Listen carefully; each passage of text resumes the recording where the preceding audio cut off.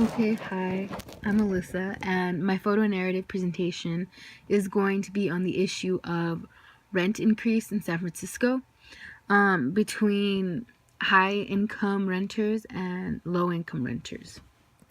So, for my first claim, I claimed that low income renters have less options than high income renters do.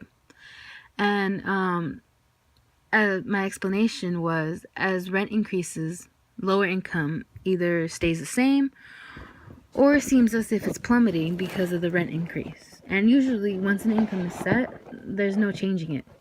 So the only way this scenario would work out positively is if the income, by some miracle, changed, or if the renters simply changed their view sites on where they wanted to live. And the graph to the right basically just shows how the rent increase really is kind of far from the household income. So yeah, there's really a big difference there that low income renters can't really afford. My next claim was that low income renters are more dependent on rent control coverage.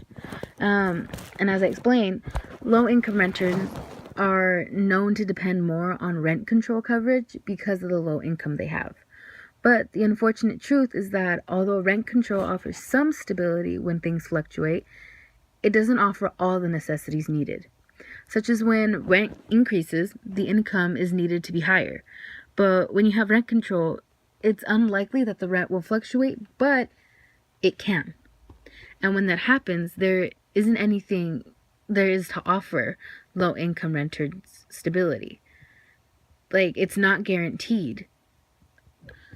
And in the graph to the right, you can see that on the highest income spent on rent, right there on the 8th slot, San Francisco's there. But when you look at the lowest percentage, San Francisco's nowhere in sight.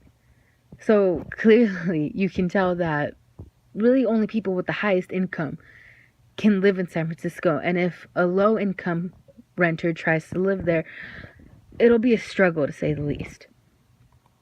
My third claim was that high income renters have more options. As rent increases and people have to start paying more than they're used to, it comes to most people's attention that income has to be high as well.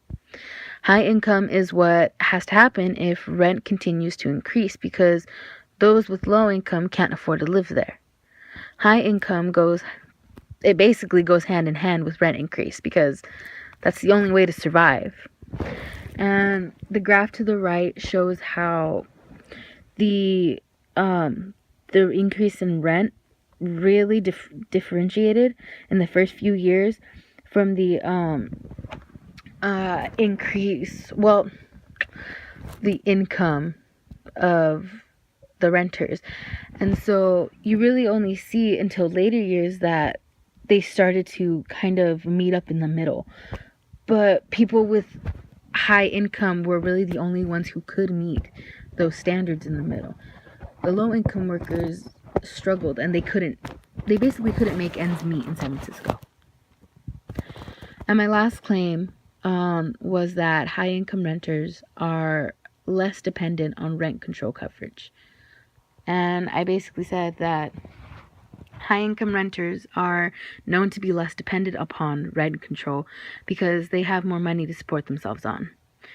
They don't have as much to worry about as low income workers do when worrying about how to afford their homes. As rent increases, although it's not preferred, high income renters are more likely to survive if something like this were to happen compared to low income renters. And